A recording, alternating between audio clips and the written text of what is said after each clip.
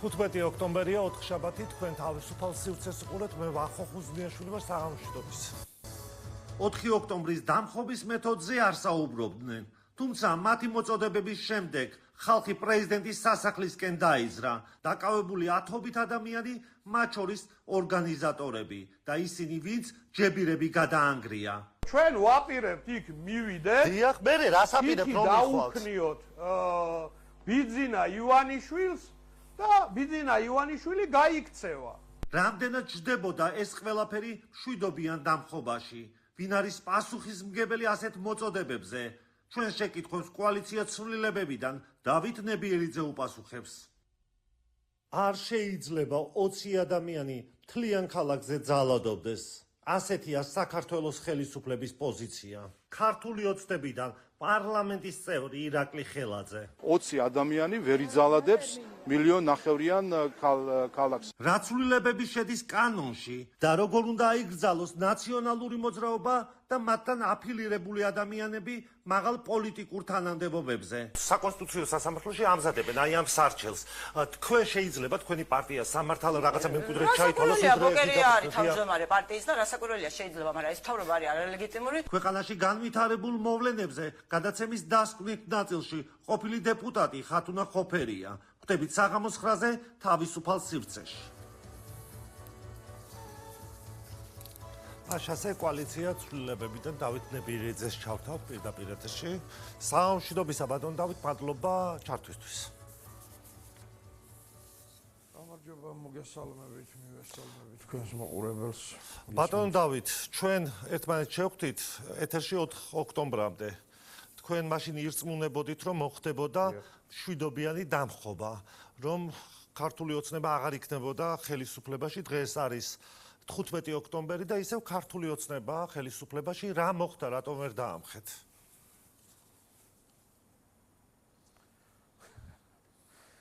მაინდა-მაინც გინდა რომ დავამხოთ ხო? ნუ ეხლა არა თქვენ ამბობდით მე რა მინდა სხვა ამბავია მაგრამ თქვენ ირწმუნებოდით რომ დაამხობდეთ ხო არა უყურე ჩემო ვახო პოლიტიკური მეცნიერების ქრესტომატიაა რომ ტირანიული რეჟიმები მის როდესაც შედიან დიქტატორულ ეტაპზე ხო მათ უკან დასახევი გზა აღარ აქვთ გამიგეთ და შესაბამისად ასეთი რეჟიმები ყოველთვის ემხობიან რევოლუციების გზით გამიგეთ აი უფრო მეც გეტყვით რომ მაგალითად ქართული ოცნებისთვის და პირადად ბიძინა ივანიშვილისთვის გაცილებით უკეთესი იქნებოდა თუ აი ამ რეჟიმის ცვლილება მოხდებოდა 4 რიცხვში იმიტომ რომ უფრო სუბუქად გადარჩებოდნენ და უფრო სუბუქი იქნებოდა მათი ხვედრი ვიდრე იქნება შემდეგ ჯერზე გამიგეთ იმიტომ რომ აი ამ ყველაფერს აქვს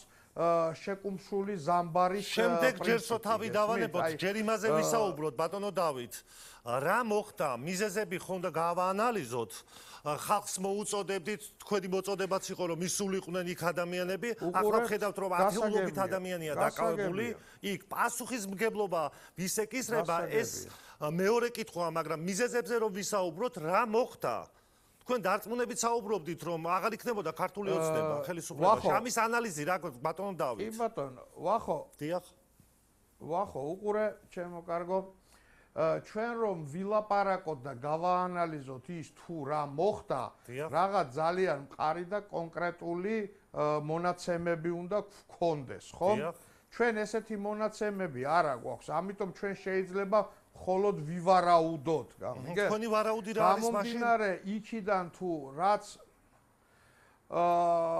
პირადად ჩემი ვარაუდია ერთის მხრივ ღალატის ფაქტორი მეორეს მხრივ სუსის პროვოკაციები და სუსის მუშაობა თუნდაც რადღირს პრეზიდენტის სასახლის გადახერხილი წინასწარ გადახერხილი ღობეები ხომ ეს აი გადახერხილ ღობეებზე აქვე კითხავთ აი ეს ღობეები სულ რომ არ იყოს ბატონო დავით და კარი რომ ღია ყოფილიყო იქ უნდა შესულიყვნენ ადამიანები ანუ ამას ამბობთ თქვენ ღობეები იქნებოდა თუ არ იქნებოდა ამას რა მნიშვნელობა აქვს როგორ არა აქვს მნიშვნელობა, იმიტომ რომ სახელმწიფოს უპირველესი ვალია მოახდინოს პრევენცია და დაიცვას ის ობიექტი, რაც დასაცავია. უпростоრად შეიძლება იურიდიულად მე ახლა გამართულად ვერ ვამბობ, ის კვალიფიკაცია არ გამაჩნია, მაგრამ არსებობს ასეთი მუხლი და ასეთი კანონის სულისკვეთება, რომ აი მაგალითისთვის გეტყვით რა, აი ნებისმიერი შენობის პიკეტირების დროს აქამდე, ნებისმიერი აქციის დროს საპატრულო პოლიცია ყოველთვის იდგა ობიექტის წინ და იდგა რამოდენიმე რიგებით. აი მაგალითად, როდესაც კალაძის ტიტუშკები თავს დაესხნენ მომიტინგეებს, მაშინაც კი საპატრულო პოლიციის უზარმაზარი რიგებით იყო გარემოცული კალაძის შტაბი. იგივე შეიძლება ითქვას პარლამენტზე და ნებისმიერ თუნდაც რადგის ბიძინა ივანიშვილის რეზიდენციები როცა კი სანამ დანაშაული არ იქნა მოქალაქეები გადაადგილდებოდნენ მშვიდობიანად, რატომ უნდა ჩართულიყო პოლიცია? თუ დანაშაული არ არის, პოლიციას რა უნდა გაეკეთებინა? როდესაც მოხდა გადანგრევა, ჩაერთო შესაბამისი სამსახურები, ხო? არა, ვახო, ესე არ გამოვა, ჩემო კარგო. უყურეთ რაშია საქმე. ეს ყველაფერი, რაც ჩვენ ვიხილეთ პრეზიდენტის სასახლესთან, ხომ, იყო დიდი ალბათობით. მე პირადად შემიძლია დარწმუნებით თქვა, მაგრამ დიდი ალბათობით იყო სუსში დაგეგმილი პროვოკაცია და სპეცოპერაცია, რათა ეს რიცხვი რაღაც გასაღები ხომ მოითხოვეს პრეზიდენტის ადმინისტრაციის შენობის გასაღების მოთხოვნა, რას ემსახურებოდა ძალადობის სიმბოლოდ. პრეზიდენტის გასაღები, სასახლის გასაღები ხალხს ეკუთვნისო და გადავინაცვლოთ იქო. რას ნიშნავდა მაშინ? გასაღების მოპოვება ხო გინდოდათ თქვენ? ხო და აი ეს ამ კითხვებზე ყველაზე ახლა მე და შენ რო არ დავჟე და აქ რო არ ვიჭორაოთ, ხო? რისი არანაირი სურვილიც არ გამაჩნია, ხო? უნდა დაველოდოთ რაიმე მყარ ინფორმაციას, რაც ამ ყველაფერს ნათელს მოხმენს. ანუ ბატონო დავით, თქვენ ინფორმაცია არ გქონდათ რა იგეგმებოდა იქ? არა, მე არ მქონდა და არ ამგონია ვინმე იყოს რომელსაც. აბა მაშინ თუ არ გქონდათ ინფორმაცია, თქვენ დარწმუნებული არიყავით რა იქნებოდა, რატომ ეპატიჟებოდით ხალხს თავისუფლების მოედანზე? ასე იმიტომ რომ ხალხის ქუჩაში გამოსვლა არის ხალხის ნების გამოხატვა, რომ დაასრულოს ეს ტირანიული რეჟიმი. ხალხის ნება არის უზენაესი, რაც კი შეიძლება არსებობდეს სახელმწიფოში და ზუსტად იმიტომ არის ეს რეჟიმი ტირანიული და იმიტომ არის დიქტატურა გაფორმებული. ბატონო დავით, მე სხვა რაღაც გკითხეთ. თქვენ პასუხისგებლობას გრძნობთ აი ამ ეთერში და ახლობით 2 კვირის წინაც მოუწოდებდით აი ამ ეთერიდან მოსახლეობას, რომ მისულიყვნენ თავისუფლების მოედანზე. ახლა ვხედავთ, რომ ჩვენ აქციის ორგანიზატორების გარდა დაკავებულები არიან ადამიანები. აი ამ ადამიანებზე პასუხისმგებლობა უნდა აიღოს მარტო იმ ხუთეულმა, ვინც ახლა დაკავებულები არიან, თუ თქვენც, ვინც მოუწოდებდით ხალხს, რომ მისულიყვნენ თავისუფლების მოედანზე. თქვენი პასუხისმგებლობა არის აქ მორალური მაინც თუ არ არის, როდესაც მოუწოდებდით იქ მისვლაზე?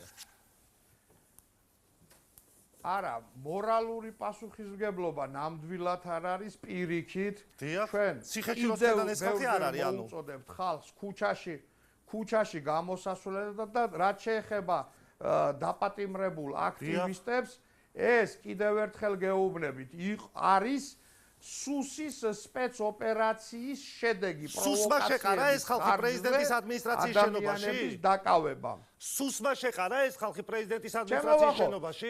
პრეზიდენტის ადმინისტრაციის შენობაში კი არა. თქვენ თუ ადევნებთ არ ვიცი ყურს რა კანონებს ღებულობენ ეს ბეჭავები. ამაზე ცალკე კითხავთ ბატონო დავით, ამაზე მიპასუხეთ. თქვენ ამბობთ, რომ სუსის პროვოკაცია იყო და იქ როდესაც დაინახეს პაატა ბურჭულაძე იყო გადასული, მურთაზ ზოდელავა იყო, ცხადია ის ადამიანებიც მიყვებოდნენ იქ ლიდერებს. თქვენ იყავით თავისუფლების მოედანზე ბატონო დავით? არა, ვახო, მოდი რა ეხლა რა.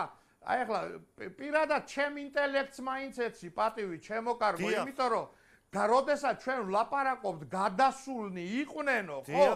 გადასულამდე რა მოხდა ისიც რა მოხდა ბატონო დავით გასაღები გვინდაო პრეზიდენტის ადმინისტრაციის შენობისო და რას ნიშნავდა ეს ერთი წამით არ გამოვა ეგრე ჩემო კარგო უყურეთ მე გიმტკიცებთ თქვენ რომ ეს იყო სუსის ეხლავე გეტყვით ეს იყო სუსის მიერ დაგეგმილი პროვოკაცია აი ამ ხალხის გასაშავებლად და გიმტკიცებთ იმით რომ სუსმა სპეციალურად გადაჭრა ღობეები სპეციალურად მოამზადა აი ეს პროვოკაცია წინასწარ დაგეგმა მაშინ მე დაგისვავთ თქვენ კითხვას თქვენ როგორ დაგისვავთ თქვენ ჟურნალისტი ახართ მე უნდა დაგისვათ ბატონო იყო ღობეები გადახერხილი და საიდან გაკეთებულებები მაშინ ეს გითხარით ახლა ცალკარას ხო არ ვითამაშებთ ბატონო დავით გადაჭრეს ღობეები რატომ იყო გადაჭრილი ღობეები ხო და მითხარით უარყოფთ იმ კიცებულება მაჩვენეთ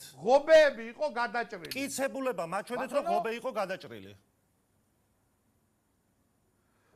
ჩემო ვახო ნუ დავიბრმავებთ ახლა თავს ყველა ტელევიზია მაკადრებს ატრიალებს მაკადრებით არის ბატონო პირადად გამოგიგზავნი ვიდეო სადაც ჩანს რომ ღობეები სპეციალურად წინასწარ იყო გადაჭრილი ბატონო დავით ეს არავის არ დაუდასტურებია რომ ეს გადაჭრილი იყო მეორეც ერთი სულ რომ ღია ყოფილიყო პრეზიდენტის ადმინისტრაციის შენობის კარი უნდა შესულიყო შიგნით ამას გეკითხებით არ გამოვა ასე ვახო აი პირდაპირ გეუბნებ ვინ უნდა დამიდასტუროს ის რასაც მე სადიყავით ბატონო დავით 4-ში აი რა შეიძლება მე ვინმეს დადასტურებ ბატონო დავით 4 ოქტომბერს სადიყავით საათ თქვენ პირადად თავისუფლების მოედანზე რატომ არ შეხვედით პრეზიდენტის ადმინისტრაციის ეზოში თუ ეს არაფერი არ ხდებოდა და ხალხს დანაშაული არ ჩაუდენია თქვენც რატომ არ გადახვედით ღობის იქით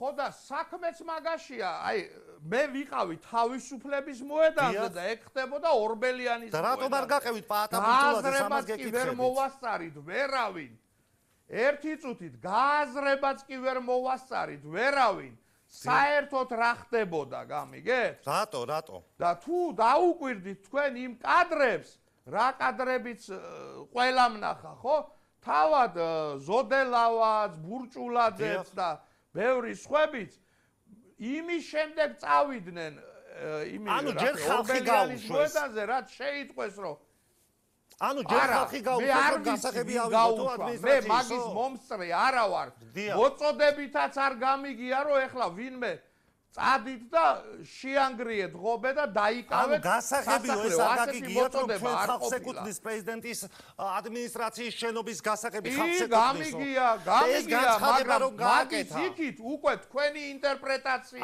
არა თქვენ როგორ გაიგეთ მოდით ის მომიყევით მე მოგისმენთ პაატაბურჭულაძემ რა თქვა ამ გასაღებთან დაკავშირებით და მურთა ზოდელავამ აბა მე მოგისმენთ ახლა როგორ თქვა თქვენ მითხარით ჩემთვისაც დიდი კითხვა იყო და დღემდე კითხვა რჩება, როგორ უნდა მომხდარიყო ხელისუფლების გადაბარება. არ ვიცი. თუ არ იცოდით, როგორ ამბობდით, აბა დავამხობთ მშვიდობიანათო ბატონო დავით. იმიტომ ჩემო კარგო რომ 100,000 და 200,000 ადამიანი რომ გამოდის ქუჩაში, ხო?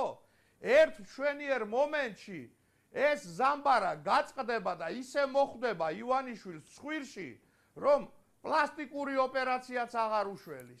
აი მაგალითად ქალბატონი თამარ ჩერგოლეიშვილი ამბობდა, უпроსორად შემდეგ ერთ-ერთ ინტერვიუში თქვა, რომ ახალაიები იყვნენ ამ აბავში ჩართულიო, იქით სააკაშვილიც ინფორმირებული იყო, შემდეგ ჩემს ეთერშიც დაადასტურა, რომ ნებისმიერი ადამიანი, ვინც მოусმენდა მათ საჯარო განცხადებებსო, გამოიტანდა აზრსო, რომ ბაჩუ ახალაია, საქართველოს ყოფილი პრეზიდენტი იყო აი ამ ამბავში ჩართულიო. თქვენ ხომ ანალიტიკოსი ხართ და თქვენ დღეს რა ანალიზი გამოგაქვთ, იყვნენ თუ არა ისინი ჩართულები? თამარ ჩერგოლეიშვილი ჩემთვის პირადად ისევე როგორც ძალიან ბევრი ადამიანისთვის არც პოლიტიკოსად ვარგო და არასოდეს და ამ განცხადებების შემდეგ არც პიროვნებად და ადამიანად გიგაბოკერიასაც არ ენდობით და უფრო მეცაც გეტყვით. აი როგორც თამარ ჩერგოლეიშვილმა შეეცადა ეთქვა, აი იგივე სტილში გავცემდი პასუხს, რომ ზუსტად თამარ ჩერგოლეიშვილების ნაირი ადამიანების მიერ ცრუ დასმენის საფუძველზე ხრიტავდა სტალინი 37 წელს პატრიოტ ადამიანებს, გამიგეთ? და აი იგივე ანალიზის საფუძველზე ჩემი ღრმა რწმენით თამარ ჩერგოლეიშვილი ბიძინა ივანიშვილს უზის ჯიბეში და მისი მთელი ფუნქცია არის ოპოზიციის დეზინტეგრაცია და ოპოზიციური მხარეების ერთმანეთთან დეზინტეგრაცია არა გაქვთ ახლა ბატონო დავით ახლა კარგ მდგომარეობაში ხართ ოპოზიცია ბანალური ცრუ დასმენით ახლა ოპოზიცია რა მდგომარეობაში ხართ ბატონო დავით თქვენ როგორ შეაფასებდით რა მდგომარეობა გაქვთ ახლა ძლიერად გამოიყურება ოპოზიცია ოპოზიცია არის ყველა ის ადამიანი და ყველა ის ძალა რომელიც ეწინააღმდეგება ამ ტირანიულ რეჟიმს გამიგეთ და თუ შენ არ ახარ ამ რუსი მთავრობის მომხრე ესე იგი შენ ხარ ოპოზიციონერი და ასეთი ოპოზიციონერები ვართ ყველა ვინც ვებრძვით ამ ტირანიულ რეჟიმს გამიგეთ ვახო ანუ ნახევარი ოპოზიცია იმის გამო რომ საგამოძიებო კომისიაში არ მისულიყო ციხეშია ადამიან ხაბეიშვილის შემდეგ ხოშტარია ეს უკვე მერე მოხდა მათი დაკავება ვინც ხართ გარეთ დარჩენილები ასე ვთქვათ რა საკეთებთ რა შეცვალეთ ერთი აქცია ჩაატარეთ და 50-ზე მეტი ახალგაზრდა თუ დასრული ადამიანი ციხეში გაწავიდა თქვენს ქმედებაზე ამაზე პასუხისმგებლობას ვინ უნდა იყოს ხელისუფლება კარგზეც და ცუდზეც პასუხისმგებელია მაგრამ თქვენი პასუხისმგებლობა სად არის რომ ეს ადამიანები თქვენი მოწოდებების შემდეგ აღმოჩნდეთ ციხეში შენ აყალბებ მოწმულობას მე რას ვაყალბებ არ ეპატიჟებოდით ხალხს თავისუფლებაზე საფუძველზე კი ვეპატიჟებოდით აქციაზე შემდეგ რო დააკავეს ახლა რას აკეთებთ ეს ხალხი რო დააკავეს ახლა რას აკეთებთ ვაგრძელებთ ამ ბრძოლას ვაგრძელებთ ვახო შენ რა გგონია კოტი აფხაზი რო დახვრიტეს ან ქაქუცა ჩოლოყაშვილის ქაქუცას ბატონო დავით მაშინდელი კანონებით დახვრიტეს კოტი აფხაზის და ქაქუცა ჩოლოყაშვილის შეფიცულებიც მაგრამ კოტი აფხაზი რომელი ხარ ბატონო დავით დიდი ბოდიშით ოპოზიციიდან და ქაქუცა ჩოლოყაშვილი იყვნენ ქართული ოცნების წინაპრები ვინც ისინი დახვრიტეს და ჩაიდინეს ვაშკაცური საქციელი და სამშობლოს გულისთვის ზოგი ციხეში ზის ზოგს კლავენ ზოგი ბრძოლას აგრძელებს და არანაირად არ გამოგივა. როგორ აგრძელებთ ბატონო დავით? სადღი გრძელოს რო არ დაემსგავსოს, როგორ აგრძელებთ ბრძოლას? იმითი რომ აი 50 კაცი ციხეში 50 კი არა, ისეთი ტემპებით მიდიან ეს ნაძირლები 5000 და 10000 კაცი შეიძლება ლიდერები წასულიყავით ციხეში თუ მაინდა-მაინც წასვლა იყო საჭირო ციხეში წასვლა ის ადამიანები რო არიან ამას გეკითხებით ბატონო დავით ვისაც ეპატიჟებოდით თითოეული ზვალია ვებრძოლოთ ამ ყველაფერს და როგორ ებრძვით მარტო ჩემი შვილები და მარტო მე კი არ დავზარალდები შენს დაზარალდები შენი ბატონო დავით როგორ მომავალი არ გვექნება არავის იმიტომ რომ დიქტატურა სხვანაირი ხასიათი დიქტატურას არა აქვს. გასაგებია, ბატონო დავით, ახლა ცოტა ხანში სავარაუდოდ აიგზალებით კიდევაც ყოფილი ხელისუფლების წარმომადგენლები და ვინც მიმოფანტულია, ასე ვთქვათ, ნაციონალური მოძრაობის შემდეგ. როდესაც აიგზალებით და არჩევნებშიც ვეღარ მიიღებთ მონაწილეობას, აი შემდეგ თქვენი გზა როგორი იქნება? ბრძოლა გაათმაგდება, ვახო, გაათმაგდება. როგორ ბატონო დავით? რასაც ამბობთ და რასაც პროგნოზირებთ. როგორ და ჩვეულებრივად, იმიტომ რომ არ არსებ ყველა ტირანია საბოლოო ჯამში ემხობა და ესენი ისეთი გზით მიდიან, რომ შეიძლება მუამარ კადაფის ბედი კონდეთ სანატრებელი. არ შეიძლება ესე ცხოვრება ვეღარც ოპოზიცია რო არ იქნება, ხო? თქვენი ვარაუდით. ჩემი ვარაუდით კი არა, კანონს იღებენ ბატონო დავით, რა ჩემი ვარაუდით? როდესაც ხალხი გაასამართლებს. და გაასამართლებს ლინჩის წესით. მე ესე მგონია. გამიგე? იმიტომ რომ ასეთ ბოროტებას მომავალი არ აქვს, განსაკუთრებით 21 საუკუნეში. გასაგებია, მადლობა გააკეთო. გავიგე, ბატონო დავით. დარჩა მარტო აფხაზეთის და სამაჩაბლოს აღიარება. დანარჩენი ყველაფერი იკადრეს. გავიგეთ, გასაგებია, მადლობა ბატონო დავით, რომ მიიღეთ გადაცემაში მონაწილეობა. დავით ნებიერიძეს უსმენდით, კოალიცია ცვლილებებიდან და ირაკლი ხელაძე შემოგვიერთდა ქართული ოცნებიდან საქართველოს პარლამენტის წევრი. საღამოშვიდობისა, მადლობა რომ მოხვედით. მოგესალმებით, მადლობა მოწვევისთვის. 4 ოქტომბრის მოვლენები. რამდენიმე დღეა ისევ არის მედიაში და თქვენი შეფასებით რომ დავიწყოთ. იმ ამბავზე რაც მოხდა, გარდა იმისა რომ ლიდერები არიან დაკავებულები, იქ არიან ადამიანები, ვინც იღებდა ამ აქციაში მონაწილეობას. ასე ვთქვათ, შემდეგ აღმოჩნდნენ პრეზიდენტის ადმინისტრაციის ეზოში. ვინ არის პასუხისმგებელი ამ ამბებზე? პირველ რიგში, რა თქმა უნდა, ამ მოვლენებზე პირველი პასუხისმგებელი არის ნაციონალური მოძრაობა, თუმცა ეს არ გამორიცხავს იმ ხალხის პასუხისმგებლობას, რომელიც მონაწილეობდა ამ ვითომ და დამხობის მცდელობაში. და საიდან გამომდინარეობს ახლა ჩვენი ეს დამოკიდებულება. როდესაც ნაციონალი ანონსებს აქციას, როდესაც იცი რომ ის ხელისუფლებაში ყოფნის პერიოდში ძალადობდა ადამიანებზე, მართლა ახლა ტირანიაზე საუბრობდა თქვენი წინა სტუმარი და თუ რაიმე ტირანია არსებობდა ქვეყანაში, თუ რაიმე ჩაგრავდა ადამიანებს ამ ქვეყანაში, ეს იყო ნაციონალური მოძრაობა და სააკაშვილის რეჟიმი. ეხლა მეორე საკითხია, რას ამბობდნენ, რას აკეთებდნენ, როგორი ზარზეიმი ჰქონდათ მანამდე მოწყობილი, როგორ ემზადებოდნენ ამ ყველაფრისთვის და მეორეა, რა გამოუვიდათ, ხო? როდესაც ოპოზიციაზეა საუბარი, ხა დღევანდელი ოპოზიცია სრული შემადგენლობით, სალსახად შეგვიძლია მოიხსენიოთ, რომ ისინი ყველა პროცესში წარუმატებლობისთვის არიან განწირული. აბსოლუტურად ყველა პროცესში არ აქვს ამას მნიშვნელობა, ისინი არჩევნებში ღებულობენ მონაწილეობას, ანონსებენ რევოლუციებს თუ სხვა რაღაცა აქტივობებს ორგანიზებენ და აკეთებენ. ერთი რაც ყველაზე მთავარი რაც მოხდა ყველაფრიდან, ჯერ ამ ადამიანებს ის უნდა გაეგოთ, რომ ეს ხო პირველი მცდელობა არ იყო მათი მხრიდან ქვეყნის არევის და დესტაბილიზაციის, ხო მათ არაერთხელ ქონიათ ასეთი მცდელობები, მათ უნდა გაეგოთ სახელმწიფო სიმტკიცე. რაც დრო გადის, იგივე შინაგან საქმეთა სამინისტრო, სახელმწიფო უსაფრთხოების სამსახური კიდევ უფრო მაღალ დონეზე ადის, კიდევ უფრო იხვეწება, კიდევ უფრო მომზადებული ხდება ასეთ ამბებს, რომელიც არა კონსტიტუციური წყობის არევისკენ და დამხობისკენ არის მიმართული და შესაბამისად, ეხლა რაც არ უნდა იცადონ, რაც არ უნდა გეგმონ, ჯერ აქ საუბარია რაოდენობაზე, ხო, მუდმივად რამდენი ადამიანი იყო იქ მისული, 5-7 კაცი, მაქსიმუმ 7 კაცი, რომელმაც დაუჯერა ხაბეიშვილს, დაუჯერა ბურჭულაძეს, რომელიც საერთოდ რეალობას არ მოწყვეტილი, თქვენ გახსოვთ, რომ ჯერ ტელეფონებით ჩატარებას აანონსებდნენ არჩევნების, მერე ეს გადაიფიქრეს, გადავიდნენ რევოლუციაზე და აი ესეთ რადიკალურ ექსტრემისტულ ლანჯგუფებებს და მათ განცხადებებს. აი ახლაც მოვისმინეთ და ეს პირველი არ იქნება, როდესაც ისმის რომ ეს იყო რაღაც ხელისუფლების მხრიდან პროვოკაცია, რომ გადაჭრილი იყო პრეზიდენტის ადმინისტრაციის ღობეები, რომ იქ ხალხი შესულიყო. აი ამაზე რა პასუხი გაქვთ?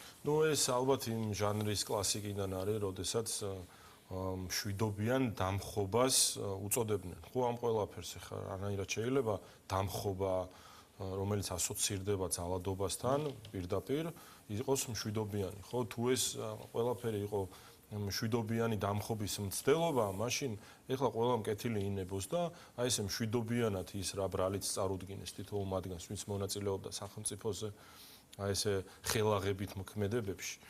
მშვიდობიანად მიიღოს ის პასუხისმგებლობები, მშვიდობიანად დაჯდნენ ციხეში, მოიხადონ მშვიდობიანად ეს სასჯელი და მშვიდობიანად გააგრძელონ ცხოვრება. რაც შეეხება ეხლა იქ გადაჭრილი იყო თუ არ იყო, ესეც ცოტა ჩემი აზრით არასერიოზულია. შენ რა გინდა, რატო შედიხარ? აი რატო შედიხარ დაკეტილ შენობაში, რატო შედიხარ? მშვიდობიანი არის მაშინ, როდესაც შენ მშვიდობიანად გამოხატავ პროტესტს. პოლიცია გარეთ არ ჩააყენესო, ამას იტყვა. პოლიცია ხო შეიგნით იყო, სპეცრაზმი იყო შიგნით და სანამ ეს ძალადობრივი ქმედებები არ განხორციელდა ღობეზე და ამ ღობეზე ძალიან ბევრი რამ ითქვა, ხო?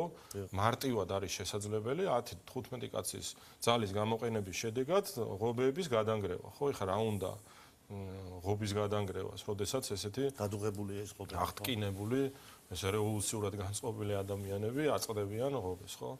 შესაბამისად, ესეც რაღაცა იმ პასუხისგებლობიდან გაძრომას გავს, რა პასუხისგებლობაც მათ დაიკისრეს იმ ხალხთან, ვისაც დაუძახეს, ხო? რეალურად გაწირეს ეს ადამიანები და ამ პოლიტიკურ ჯგუფებს, რომლებიც უშუალოდ ამის ორგანიზებაში იყვნენ, მონაწილეები, სჩვევიათ ესეთი რაღაცები, დაუძახებენ და უნდათ რომ სხვის ხარჯზე მიაღწიონ წარმატებას.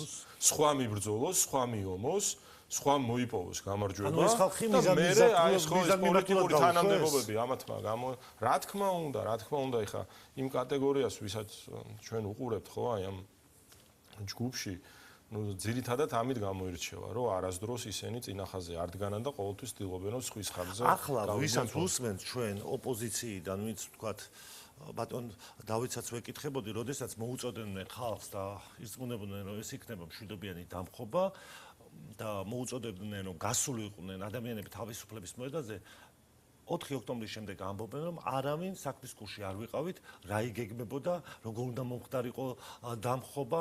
თქვენ როგორ უყურებთ, რატომ აკეთებდნენ მაშინ ასეთ კაცრ მოწოდებას, დარწმუნებით რატომ ლაპარაკობდა იგივე ზოდელავა, ბურჭულაძე, სხვები და სხვები, რომ აუცილებლად მოხდებოდა დამხობა. რა გეგმა იყო და რა გეგმა ჩავარდა? ნუ არ ვიცი ხა ამ ადამიანებმა ეს ადამიანები რამ დაარწმუნა იმაში, რომ ამის გაკეთების შესაძლებლობა ჰქონდათ და ამის რესურსი გააჩნდათ. თუმცა სიმხდალე, პასუხისგებლობის სხვაზე გადაბრალება, გაპარვა, ორპირობა, ღალატი, ეს ის ჩამონათვალია, რითაც გამოირჩევია ნაციონალური მოძრაობა და მასთან ასოცირებული ეს ოპოზიციური პარტიები და მათი მხარდამჭერები, ხო, ეხლა მე ცოტა რთულად წარმომიდგენია ესეთმა ადამიანებმა რაღაცა რევოლუციები მოაწყონ, იმიტომ რომ იმ რევოლუციასაც თავისი ვაჟკაცობა ჭირდება, თავისი გამბედაობა ჭირდება. ადამიანები წარუმატებელი მცდელობიდან, აი წარუმატებელი დამხობის მცდელობიდან ზუსტად 5 წუთში, როდესაც ერთმანეთს აბრალებენ და ერთმანეთისკენ იშვერენ ხელს, რომ მე არ ვიცოდი, აი მან იცოდა, იმან აიღოს პასუხისგებლობა, მე ეს რომ ცოდნო და იქ არ მივიდოდი, ну თავისთავად ყველაფერზე მეტყველებს, ხო, აი რა ადამიანები დგანან აი ამ ავანგარდში თითქოს და რევოლუციური პროცესების. სხვათა შორის დღეს სააკაშვილის განცხადებაც გავრცელდა ვივამედიდან და დაუწუნა ის მოქმედება, რომ აი ჯენზის ნაკლებობა იყო და 2003 წლის სცენარიო მთლიანად ესე ვერ განმეორდებოდა. სხვა სისხლი არის საჭირო, ანუ სხვანაირი დაგეგმა არის საჭირო, ესე არ არის რა რევოლუციაო და ანუ სააკაშვილის პრაქტიკულად მოუწოდებდა ხო ხალხს? თქვენ შემდეგი მცდელობა უნდა ნახოთ. ამათმა თუ კიდე დააპირეს, მას შემდეგ რაც ახლა აი ამ ამბებთან დაკავშირებული ესე კულუარული ამბები ირკვევა, ხო? წეგან ახსენებთ, რომ იქ ბაჩუახალაია იყო ჩართული პროცესში ორგანიზების თურმე. ხო, თვითონ პირველი ამაზე თვითონ დაიწყეს საუბარი, ხო? ხაბეიშვილისგან წამოვიდა საუბარი. რაღაცა კონკრეტული ჩანაწერიც გავრცელდა, სადაც პაატა ბურჭულაძე და ბაჩუახალაია რაც შორის გოგა ხაინდრავას ძალიან ზუსტი შეფასება მომეწონა. კაცი მსოფლიობანი იყო და მე ბაჩუახალაიას ჩმორი გახდე, ამასაც მიღწევა და მოხერხება უნდა. შესაბამისად, ეხლა აქ რო ამ ადამიანებს რაღაცა რეალობის აღქმა ჰქონდეთ, არც მანამდე გაკეთებულ განცხადებებს გამოიტანდნენ სააშკარაოზე და არც დღეს ეხლა სააკაშვილი რასაც წერს, ნაცთან ვინ უნდა მივიდეს, ნაცი თუ მივა, ხო, იქ ჯენზის რა უნდა. ძირითადად ეხა ეს ჯენზიც წინა პროცესებში ჩემი აზრით მოტყუებით იყვნენ ჩართულები და მას შემდეგ 2023 წლის გაზაფხულის შარშანდელი არჩევნების ძალიან მნიშვნელოვანი პროცესების გავლის შემდეგ ძალიან ბევრმა ადამიანმა ჩვენს ქვეყანაში შეიცვალა პოზიცია და რეალურად მიხვდა თუ რას ემსახურება ის მცდელობები რაც საზოგადოებას რომელსაც საზოგადოება შეცდომაში შეყავდა და თუნდაც რაღაცა კონკრეტული საკითხის და მიმართულების გასაპროტესტებლად მიყავდა აქციებზე. შესაბამისად, ეხლა სააკაშვილი რა სიტყვის, ხო, რა შეფასებას გააკეთებს, რა მოწოდებას გააკეთებს, მე დარწმუნებული ვარ, რომ რაც დრო გადის, 7000 იყო გასული, შეიძლება თუ კიდევ გაბედეს და გააკეთეს მსგავსი რამე, მაგრამ არ მგონია, იმიტომ რომ ჩვენ ამ მიმართულებითაც პრევენციაზე ვმუშაობთ. 3000 კაცის მიყვანაც გაუჭირდა. და ასევე მინდა კითხოთ სხვა აქციებისგან განსხვავებით, როდესაც თქვათ მოხდა საკადრო ცვლილება თუნდაც შინაგან საქმეთა სამინისტროში უსაფრთხოების სამსახურში სხვა მიდგომა ქონდა ახლა ამ არ ვიცი ოპერაცია უწოდოთ ამას თუ იმ მოქმედებებს რომელიცაც სამართალდამცველები ატარებდნენ ხო თქვენ თქვით რომ შენობაში იყო სპეცდანიშნულების რაზმი მან პრემიერ-მინისტრმაც თქვა რომ ეს შენობები კი იყო დაცული მაგრამ სანამ დანაშაული არ ხდებოდა მანამდე არ ჩაერია სახელმწიფო დაცვის სპეციალური სამსახური იდგა ხო ეზოში ანუ გარკვეული ეფექტი მოიტანა ამ საკადრო ცვლილებებმა, რაც განხორციელდა სამართალდამცველობის სტრუქტურებში. ერთგვარად ეფექტი ცვლილებებსაც მოყვა. რა თქმა უნდა, გეკა გელაძის დანიშვნამ კიდევ უფრო ახალი სისხლი შეზინა შინაგან საქმეთა სამინისტროს და წინა გამოცდილებების, რა თქმა უნდა, იმიტომ რომ ჩვენ ზეღარ ვსაუბრობდით, ხო ეს ხო პირველი შემთხვევა არ იყო. თუმცა აი ერთადერთი შემთხვევა იყო, როდესაც გახარია იყო შინაგან საქმეთა მინისტრი და ესე მზაკრულად, ვერაგულად, მოტყუებით, თურმე იმ პერიოდში სხვა რაღაცებით იყო ეს ადამიანი დაკავებული, სხვა ადამიანებს ემორჩილებოდა და თუ შეიძლება რომ სახელმწიფომ არასწორი ქმედება აქციის დაშლის დროს გამოიჩინა ზუსტად გახარიას პერიოდში. დანარჩენი ყველა შემთხვევები ჩვენ ვცდილობდით რომ მაქსიმალურად ყოფილიყო იმ ჩარჩოში და იმ ფარგლებში რომ ზედმეტი და დამატებითი ზიანი არავის არ მეღო. თუმცა ეს პროცესიც არ არის იმისგან დაზღვეული რომ რაღაცა დამატებით გაუთვალისწინებელი მოხდეს. რა თქმა უნდა მამუკა მდინარაძის ფაქტორი ძალიან მნიშვნელოვანია რომელმაც აი ამ არ შემდგარი დამხობის პრევენციაზე ძალიან ეფექტიანად იმუშავა. თლიან სახელმწიფო უსაფრთხოების სამსახურმა იქ ძალიან ბევრი დეტალი იყო იქ ექსოგენის საქმესთან დაკავშირებით ეს გამოვლენილი ფაქტები, დანაშაულებები და შესაბამისად ამ ყველაფრის ერთობლიობამ დააყენა ის შედეგი, რომ ამ ადამიანებს, რომლებსაც განზრახული ჰქონდათ, დაემხოთ სახელმწიფო ხელისუფლება ძალის გამოყენებით, დარჩნენ თვითონ დამხობი. გასაგები. ასევე მინდა კითხოთ დღეს დაგეგმილი იყო ფინეთის საგარეო საქმეთა მინისტრი იყო თბილისში, უკვე გაემგზავრა რამდენადაც ვიცი, ბაქოში არის პრემიერ-მინისტრთან ჩაიშალა, ასე ვთქვათ, ეს შეხვედრა იმის გამო, რომ საქართველოს პრემიერ-მინისტრმა უარი თქვა ბაშებდეკ მასთან შეხვედრაზე, რაც ის გუშინ რუსთაველის გამზირზე მივიდა აქციის მონაწილეებთან. როგორი არის თქვენი შეფასება? ეს არის ზუსტად იმ არა მეგობრული, არა პარტნიორული ურთიერთობის გაგრძელება, რასაც ჩვენ წლებია უკვე უყურებთ. ეს არის ზუსტად იმ ჟანრის კლასიკიდან, როდესაც ევრობიუროკრატები თუნდაც ევროპარლამენტში, იქ ევროკომისიაში რაღაც რეზოლუციებს ღებულობენ, ბიძინა ივანიშვილის ქართულ ოცნებას აცხადებენ ქვეყნის ამომგდებებად და სააკაშვილი გვარამია იქ სხვა ესეთი რეჟიმის მართლა შემქმნელები და მართლა ბუნებით მოძალადეები გამოყავთ გმირებად.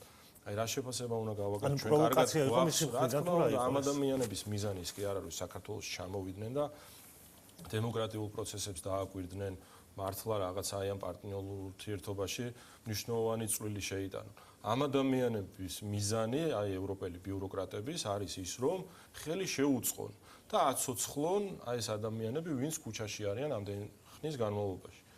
ისინი კონკრეტული მოტივით მოდიან, ხო, ეხა ფინეთის საგარეო საქმეთა მინისტრის ეუთოს თავმჯდომარის ვიზიტი ჩვენ ხელშესახებ რაღაცა პოზიტიურ ცვლილებებს არ მოგვიტანდა, ხო? იმას უფრო აწყობდა ამ ქვეყანაში, ჩვენს ქვეყანაში ჩამოსვლა, იმიტომ რომ მხარდაჭერა გამოეცხადებინა ოპოზიციისთვის, ვიდრე ჩვენთან რაღაცა ჯანსაღი კომუნიკაცია ქონოდა. და ასევე მინდა კითხოთ ორი კანონპროექტი არის ხო საქართველოს პარლამენტში პირველი აი ამ აქციებთან დაკავშირებით პრემიერ-მინისტრმა თქვა რომ არ იმუშავა ისე როგორც საჭირო იყო აი ამ ჯარიმებმა, როდესაც 20 კაცი მთელს თბილისს ამყოფეს მძიმე მდგომარეობაში და უქმნის მილიონობით ადამიანს დისკომფორტს, მიდგომას ამკაცრებს საქართველოს ხელისუფლება, ამას არასამთავრობო ორგანიზაციები და იგივე ოპონენტები ამბობენ რომ ეს არის რუსული კანონი. ამ კანონსაც ამ ცვლილებასაც ეძახიან რომ ეს არის რუსული მიდგომა, რასაც აპირებთ რომ მიიღოთ.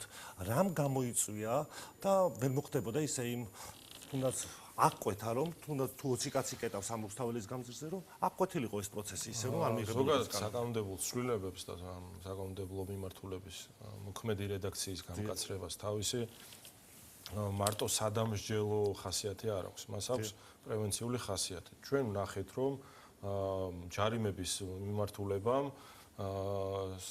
არ იმუშავა და შესაბამისად ერთი წელია რუსთაველის გამზირზე უყურებთ მართლა კატასტროფას, ხო? ადამიანები სახლებში ვერ მიდიან, სასტრაფოები ვერ გადაადგილდებიან, სახანძროები ვერ გადაადგილდებიან და ეს რაღაცა გარკვეული ჯგუფი, რომელიც პირდაპირ დახელფასებულია და მიმულია უცხო ქვეყნის სპეცსამსახურებზე, ზოგი შეგნებით, ზოგი შეუგნებლად დისკომფორტს უქმნის ქალაქის მოსახლეობას და ამას გარდა იმისა, რომ ადამიანებს რაღაცა გადაადგილებაში ხელი ეშლებათ, ამას გარკვეული ეფექტი, თქვათ, ეკონომიკის იგივე განვითარებაზეც ნაწილობრივ აქვს, იმიტომ რომ იგივე ინვესტიციების მოზიდვის პროცესში ხა, ოდესაც გარემოს შესწავლა ხდება, ოდესაც გადაწყვეტილებას ღებულობენ ინვესტორები. მაინც აკვირდებიან ესეთ რაღაც არასტაბილურ გარემოს და გამოხატულებებს. შესაბამისად, ჩვენ ვალდებულები ვიყავით, ჩვენ ხომ ყველა ნაბიჯს ვდგავთ იქიდან გამომდინარე თუ რას გვიკვეთავს ჩვენი ამომრჩეველი. ზუსტად ეს არის ამომრჩევლის დაკვეთა, რომ ეს უნდა აილაკმოს. რაც ხდება ის მარაზმი რუსთაველის გამზირზე, 20, 15, 30 თუ რა არ აქვს მაგას მნიშვნელობა, ის რაოდენობა, როდესაც არ დგას, არ შეიძლება ფიზიკურად რომ ამ ადამიანებმა იძალონ თბილისის მაცხოვრებლებს. ანუ გამოდის რომ არ მოერიდებით დაკავებას სპონსორთან გამოსახულება გადავდივართ ადმინისტრაციულ პატიმრობებზე, ეს ვადები იზრდება 60 დღემდე, შესაძლებლობა იქნებათ რომ შესაბამის უწყებებს რომ განსაზღვრონ კონკრეტული პირების პასუხისმგებლობა. გასაგებია და ასევე მინდა მოვასწრო ნაციონალური მოძრაობის აკრძალვასთან დაკავშირებით. ვის შეეხება ეს კანონი? არიან პარტიები, რომლებიც თქვათ პირდაპირ არ იყვნენ ნაციონალურ მოძრაობასთან, ესე მათი სახელი არ ერქვათ, მაგრამ თქვენ ყოველთვის უწოდებდით ხომ რომ კოლექტიური ნაციონალური მოძრაობა. მასში გადიოდნენ ლელო, გახარიას პარტია, სხვები და სხვები. ხომ არ გამოვა ისე რომ ყველა იგრძალება და ქართული ოცნება დარჩება მარტო. ზოგადად ეხლა დღევანდელ მოცემულობას თუ შევხედავთ, ხო, ვინც ასოცირდება ნაციონალურ მოძრაობასთან, ვინც ასოცირდება აი ამ კოლექტიურ რეჟიმთან, რომელსაც ძალიან ბევრი უბედურება აქვს საქართველოსთვის თავს დატეხილი, შესაბამისი პასუხისმგებლობა განისაზღვრება, ხო? ჩვენ წეღან ხალხის დაკვეთაზე ვსაუბრობთ. როდესაც 2012 წელს მთავარი არჩევნები მოიგო ქართველმა ხალხმა ბიძინა ივანიშვილის წინამძღოლობით, სწორედ ეს იყო დაკვეთა, რომ უნდა აკრძალულიყო ნაციონალური მოძრაობა. თუმცა ამაზე ჩვენ ცალკე ბოდიშიც მოხდილი გვაქვს მოსახდეობასთან და კიდე არაერთ გზის ჩვენ ამას არ მოვერიდებით, რომ რაღაცები იყო იქ კოჰაბიტაცია, გარედან თავს მოხვეული, იქ რაღაცა დემოკრატიული პროცესები თურმე ისე იმგვარად რომ ეს ამათი პასუხისმგებლობის საკითხი დამდგარიყო ვერ განვითარდებოდა, ამის არც კონდიცია იყო მაშინ, არც სუვერენიტეტი არსებობდა, არც დამოუკიდებლობის ხარისხი და შესაბამისად დღევანდელ დღემდე ამ მოცემულობით მოვედით. მაგრამ ჩემი აზრით, თუ ნაციონალური მოძრაობა თავის აი ამ შპანებთან ერთად, ვინც ყავს გარშემო, ხო, არ აიგრძალა და ის არჩელი, რომელიც მომზადებულია საკონსტიტუციო სასამართლოსთვის და ამას არ მოყვა საკონსტიტუციო სასამართლოს შესაბამისი გადაწყვეტილება. პოლიტიკური პროცესის გაჯანსაღება როგორ უნდა განისაზღვროს? მე არ ვიცი უცბად როგორ შეიძლება ვთქვათ ახალი ოპოზიციური პარტიების ჩამოყალიბება. თუმცა თუ ქართული ოცნება ახერხებს რომ ეროვნული ინტერესების დაცვით, აი ამ სუვერენიტეტის ხარისხზე ზრუნვით, დამოუკიდებლობის ხარისხის გაზრდით და აი ამ მოთხოვნებით და აი ამ ტრადიციული მართლმადიდებლური ფასეულობების დაცვით, ხო? ეს ყველაფერი აკეთოს და ეს პოლიტიკა აწარმოოს. მე დარწმუნებული ვარ, რომ არსებობს იმის რესურსი ჩვენს ქვეყანაში, რომ გამოჩნდნენ ესეთი ადამიანები და რაღაც ამ ხაზს გაყვნენ. ანუ კრიტერიუმი იქნება რაღაც თუ სახელმწიფოები ეწერება ამ სიაში თავარი კრიტერიუმი უნდა იყოს ეროვნული ინტერესების დაცვა. ყველა მკეთილი ეს ვინ უნდა დაადგინოს ეროვნული ინტერესების სიცოცხლეა. ამას ხალხი ადგენს და ამის მთავარი ინდიკატორი აი ეს ზუსტად ეს არჩევნებია 2024 წლის პარლამენტის არჩევნები ჩვენ ეხლა გაცილებით მაღალი შედეგი გვქონდა, ხო?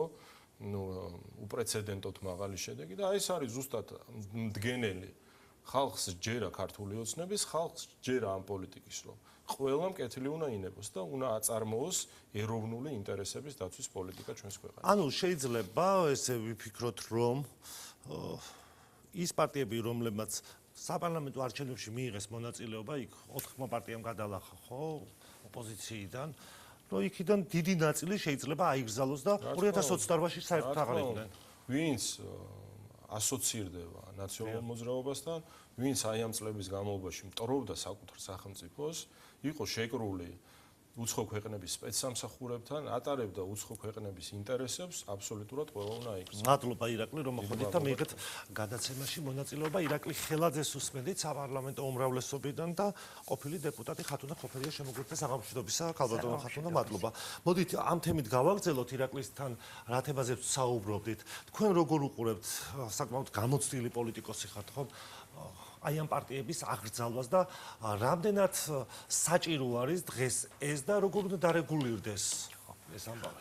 დავიწყოთ იმით, რომ ეს არ ახალია, ესეთი სოფლიო პოლიტიკისთვის, როდესაც ხდება გარკვეული დანაშაულებრივი ჯგუფების, რომელსაც პარტიები ქვია, მათი აგრძალვა და მათთვის პოლიტიკურ საქმიანობაში, სახელმწიფო მართვაში აგრძალვა მონაწილეობის მიღების, ხო? მე უბრალოდ ეხლა ვახო ამ თემას დიდად არ გავაგრძელებ, ირაკლი საკმაოდ ამომწურავად ისაუბრა. მე მაქვს ესეთი თხოვნა და ინიციატივა. ესე იგი, ერთადერთი საგამოძიებო ორგანო, რომელსაც შეუძლია, რომ პოლიტიკური შეფასებები მიცეს გარკვეულ მოვლენებს, რომელიც ჩვენ ქვეყანაში ხდება, ეს არის საპარლამენტო საგამოძიებო კომისია, ანუ თეა წულუკიანის კომისია. თუ თეა წულუკიანს გაუგრძელებენ მანდატს და პარლამენტი მიმართავს თხოვნით, რომ შესწავლილი იქნეს ანტისახელმწიფოებრივი ქმედებები, სახელმწიფოს დამხობის მცდელობა ჩვენ ქვეყანაში, მას აქვს იმისი უფლება, რომ პოლიტიკურ ენაზე, ყველასთვის გასაგებ ენაზე თემა გაიშალოს და ბევრი სამხილი და მამხილებელი მასალა დაიდოს ამ ადამიანების საქმიანობასთან ანუ ის არასაკმარისად მიგაჩნიათ რაც დადო წულუკიანის კომისია. წულუკიანის კომისია რა თემებზეც მუშაობდა, ერთი მე ვამბობ, აი ეს ბოლო პერიოდში თუნდაც განხორციელებული თანხები საიდან მოდიოდა, ამ თანხების უკან რა იმალებოდა. ჩვენ ვდგევართ რეალური ფაქტის წინაშე, რომ ქართულ პოლიტიკაში არ ილევიან მეძავები, პოლიტიკური მეძავები, რომლებსაც ქვეყნის გარეთ ყავთ ძალიან ბევრი ფულიანი სუწინიორები. აი ეს ყველაფერი უნდა დაიდოს, ეს ყველაფერი უნდა გაიგოს ხალხმა. არჩევნების წინ სასწაული ფაქტი მოხდა. რაღაცა პენსიები თუ სახელმწიფო ფონდები შეუსეს, მილიონებით, ნახევარი მილიონით და თანხები შემოვიდა. და ჩვენ ვდგევართ ფაქტის წინაშე, რომ ისინი რაღაცას აკეთებდნენ. აი ხლა მე უსმენდი და არის საუბარი იმასთან დაკავშირებით, რომ იყო თუ არა რაიმე გეგმა 4 ოქტომბერს. რა თქმა უნდა იყო. მე არა ვარ გამომძიებელი, ვახო. მე ვერ დავიწყებ ახლა იმას, რომ აიმე და იქ ამა და ამ უხლის მიხედვით მოხდა დანაშაული. მე უყურებ ტელევიზორს, მაქვს კომუნიკაცია ადამიანებთან და მუდმივად მესმოდა, რომ 4-ში ვიწყებთ, 4-ში ვამთავრებთ რას? მშვიდობიან დამხობას. ეს ორი სიტყვა თან წყობაში ვერასოდეს ვერ იქნება. მშვიდობიან რევოლუციას. ესეც ვერ იქნება, ანუ აპირებდნენ რევოლუციას, რომელიც უნდა შემოესაღებინათ როგორც მშვიდობიანი. ამის იქით არის ფაქტები. აი მაგალითად პრეზიდენტის სასახლეში შესვლის ფაქტი, ხომ ცდელობა. იქ ღობე მორყეული იყო, ფაქტი არის, რომ ისინი შევიდნენ და სტრატეგიულად მნიშვნელოვანი ობიექტის დაკავება ჰქონდათ გადაწყვეტილი. არის ფაქტი, ხო? შევთანხმდით. არის მეორე ფაქტი, კადრებია. ბიჭი იღებს რაღაცა ჭურჭელს ჯიბიდან, ასხავს და ხდება აალება. ეს იგი არსებობდნენ ადამიანები, რომლებიც ცეცხლის გაჩენისთვის იყვნენ მომზადებულები, მოვიდნენ, მოიტანეს საამისო მასალა, ხო? ისროლეს ქვები. გაუწიეს წინააღმდეგობა. მაგრამ ამას ყველაფერს წინ ახლდა ძალიან სერიოზული რაოდენობით ასაფეთქებელი ნივთიერებების აღმოჩენა. და ამოღება, ხო? მე რა უნდა დავიწყო ახლა? უნდა დავიწყო გამოძიება? მე ვიცი, რომ ჩემი ქვეყნის ტერიტორიაზე იყო ასაფეთქებელი ნივთიერება. ჩემ ქვეყანაში იყო მცდელობა სტრატეგიულად მნიშვნელოვან ობიექტზე შეჭრის და მე მაქვს ფაქტები, რომ გააჩაღეს ხანძარი. ხანძარი არის ერთ-ერთი ძალიან მძიმე დანაშაული. იქ კაფე დაწვეს თუ რესტორანი დაწვეს თუ იმას წაუკიდეს ცეცხლი, რა ქვია, ნიშას, მაგას დიდი მნიშვნელობა არ აქვს ამ შემთხვევაში. ფაქტია, რომ მძიმე დანაშაული ხდებოდა და ეს იყო ორგანიზებული რა. აი ეს ყველაფერი ამას უნდა მიეცეს პოლიტიკური შეფასება. მე ვფიქრობ, რომ საჭირო არის, რომ კომისიამ გააგრძელოს მუშაობა და ეს დეკლარირებულად ჩვენ ადამიანებმა ტელევიზორებთან დავსხდეთ და მოვისმინოთ. და რაც მთავარია, კომისიამ უნდა გააკეთოს ყველაფერი ამის პოლიტიკური შეფასება და პოლიტიკური ბრალი უნდა იქნეს წაყენებული. პარალელურ რეჟიმში საკონსტიტუციო, რა თქმა უნდა, თავის საქმეს გააკეთებს და ნაციონალური მოძრაობა, ანუ კრიმინალური ჯგუფი, მიხეილ სააკაშვილის კრიმინალური ჯგუფი და მათი ეს დამქაშები იქნებიან დასჯილები. და აუცილებელია, რომ ერთხელ და სამუდამოდ ფარდა აეხადოს იმ ადამიანების სახელებს და გვარებს, ვინც ჩვენი ქვეყნის საზღვრებს მიღმა საქმიანობდა ასევე ქართველებიც და არა ქართველებიც. აი ეს ფაქტი, ეს ელინა ვიღაცის ფაქტი, გუშინ რაც მოხდა, ხო? ფინეთის საგარეო საქმეთა მინისტრი. ფინეთის საგარეო ეუთოს ქვეყანა არისა და ხო. რა არის ეს? პროვოკაციული იყო მისი ქმედება, ანუ ხო, ეს იყო სტიმულაცია.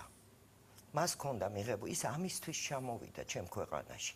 რომ სტიმული მიეცა ადამიანებისთვის, რომლებსაც უკვე ბრალი აქვთ იმაში, რომ ისინი ანტიკანონიერ ქმედებებს ჩადიან, კეტავენ რუსთაველის გამზირს, იქ ააფეთქეს იქ ისა, იქ გადატრიალება, იქიდან სუგვემუქრებიან, პარალიზებას აწყობენ დედაქალაქის. ის ჩამოვიდა, რომ მათთვის ზურგი გაემაგრებინა და სტიმული მიეცა სამომავლო ქმედებებისთვის. პრეზიდენტ პრემიერმა გააუქმა მასთან შეხვედრა. ხო, მე მადლობა თქვი დღეს დავწერე ირაკლი კობახიძეს უთხარი მადლობა, იმიტომ რომ დიპლომატიურად და პოლიტიკურ ენაზე ეს იყო ერთადერთი ყველაზე სწორი გადაწყვეტილება.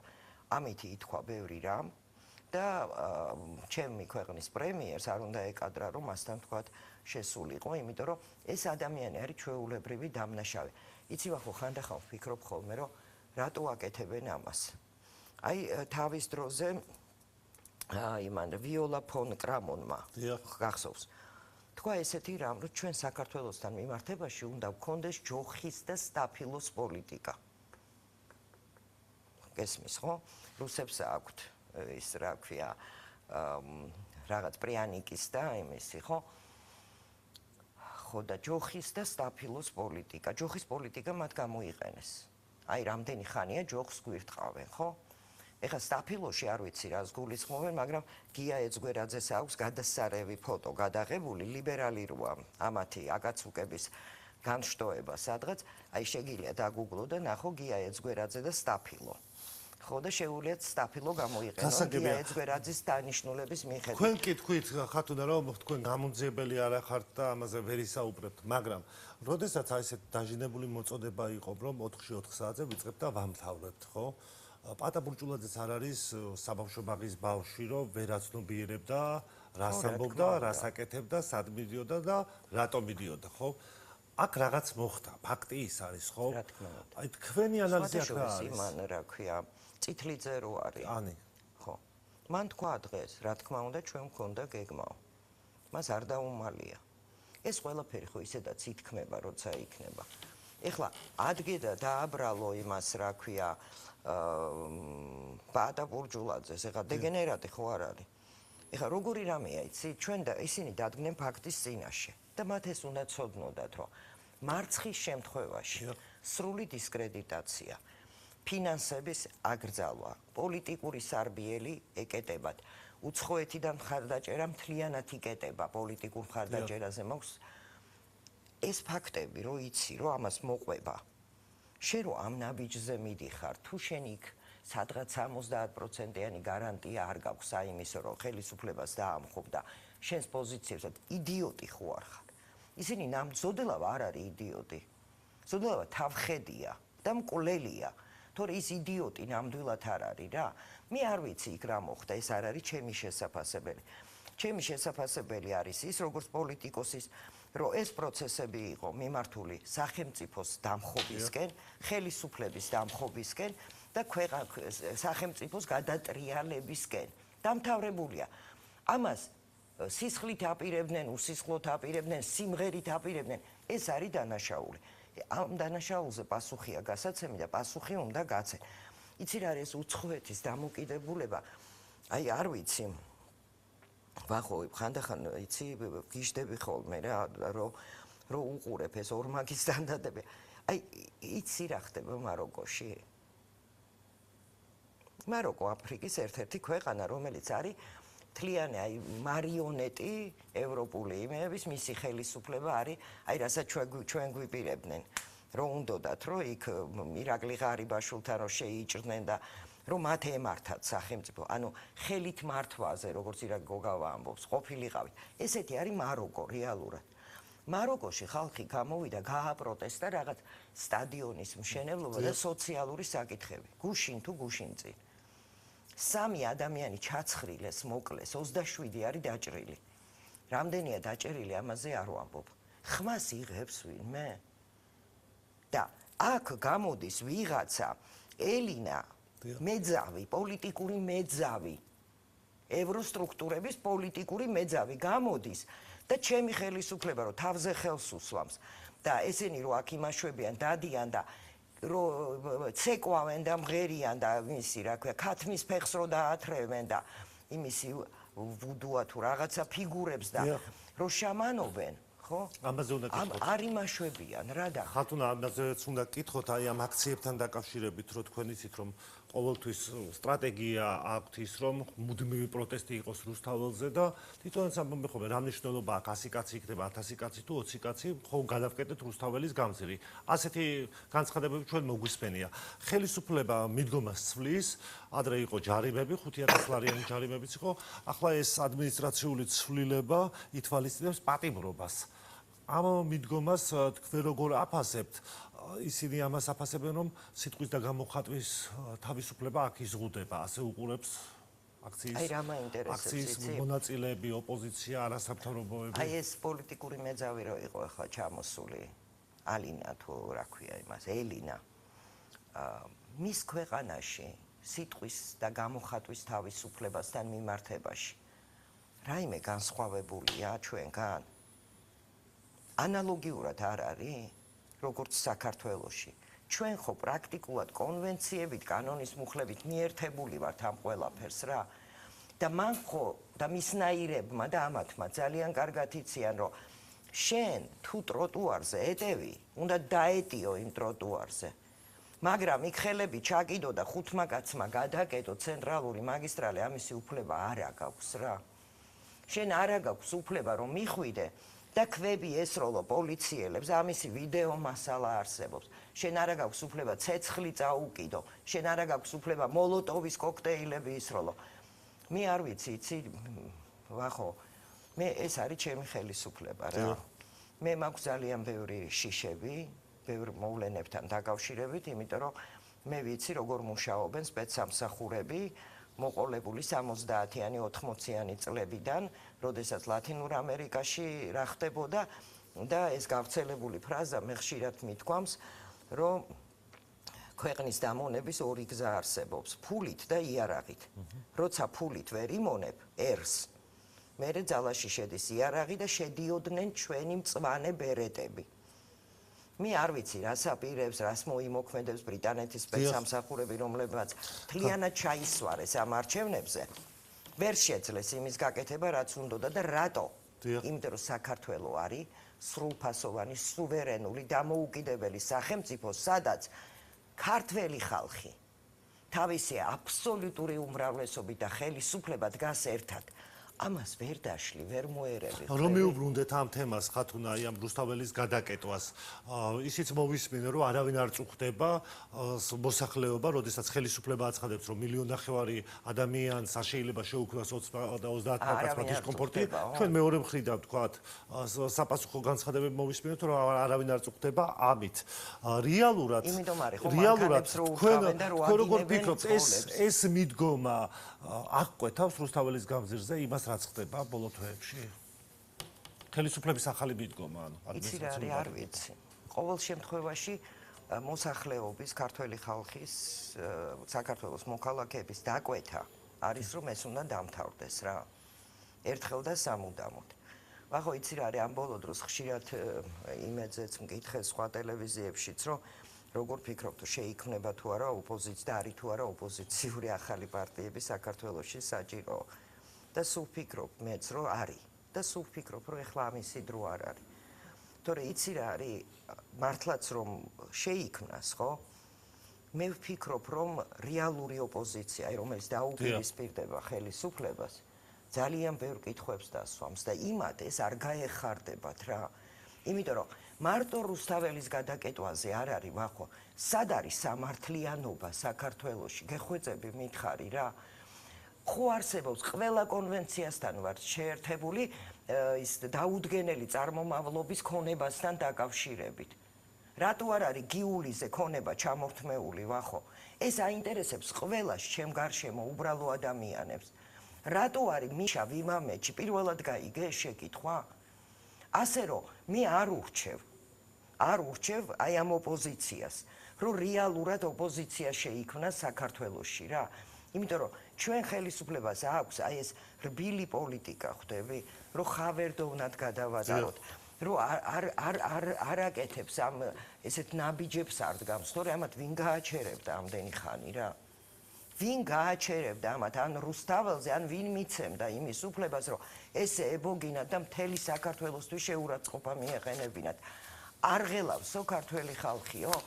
კადრები არ არის გავრცელებული მოხუც ძღოლებს რო აგინებენ და ისე გაწითლებული ადამიანები იმ ფაქტით ან იმ დღეს კადრს უყურე ვიტირე, ნუ აი ადამიანურად ცრემლები მომადგა, რაღაცა დიდი მანქანა სატვირთო იყო თუ რაღაცა ქონდა იმაზე და მიუსიგნალა რომ გამატარეთო.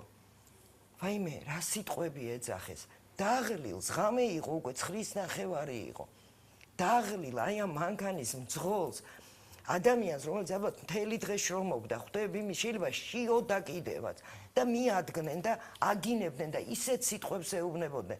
ხალხი არ ღელავს, ხალხი ისე ღელავს, რომ თუ გამოვედით, ხო? მაგათ აი ასვარტიანად ავკრიფავთ იქიდან. გასაგებია.